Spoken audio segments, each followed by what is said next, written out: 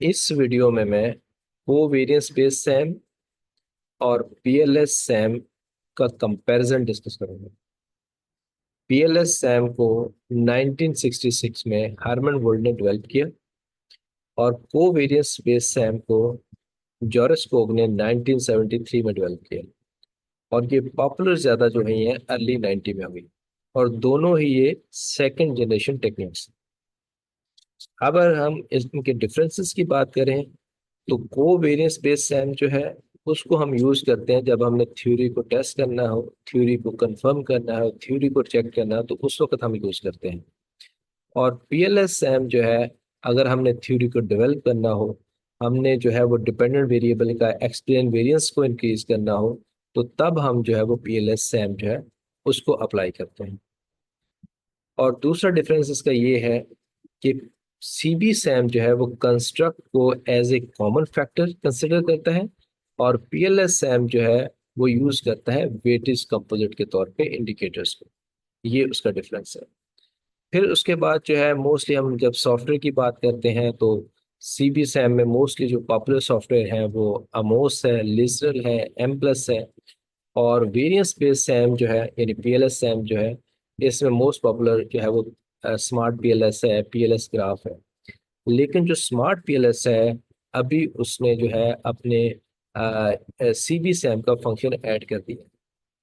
तो अभी ये इसका जो एल्गोरिदम है वो अभी बीटा स्टेज पे है, लेकिन होपफुली आफ्टर 6 मंथ जो है स्मार्ट पीएलएस में ही आप जो है पीएलएस सैम तो पहले यूज करते थे, आप वेरिएंस बेस्ड सैम तो पहले यूज करते थे, लेकिन को वेरिएंस बेस्ड सैम भी उसमें फंक्शन जो है वो स्टार्ट हो जाएगा। तो पीएलएस स्मार्ट पीएलएस में दोनों ही सीबी सैम और जो है वेरिएंस बेस्ड सैम जो है पीएलएस सैम जो है यूज हो सकेंगे। होपफुली 6 मंथ शायद लगेंगे, अभी इनके एल्गोरिथम जो है वो बीटा स्टेज पे है। तो इससे ये भी मुझे ऐसा लगता है कि अमोस जो है वो ऑब्सलीट हो जाएगा, स्मार्ट पीएलएससी जो है वो अमोस का काम भी उसमें करेगा। तो ये सॉफ्टवेयर की बात है कि कौन से सॉफ्टवेयर किस टेक्निक से रिलेटेड जो है वो बने हुए हैं। उसके बाद जो है जैसे मैंने पहले बात की है कि एक्सप्लेन वेरिएंस को अगर आपने मैक्सिमाइज करना है तो वो आप पीएलएस से हम अप्लाई करते हैं। अगर आपने जो है वो थ्योरी को टेस्ट करना है तो फिर आप जो है वो सीबी सैम यूज करते हैं। इसके अलावा जो है जो और डिफरेंस है, सीबी सैम में गुडनेस ऑफ फिट पे फोकस किया जाता है। ठीक है, जैसे डिफरेंट थ्रेश होल्ड्स हैं। ठीक है, गुडनेस ऑफ फिट क्या है, उसमें आपके पास जीएफआई है, टीएलआई है, डिफरेंट जो है वो जो है मॉडल फिट इंडाइसिस है जिसको देखा जाता है।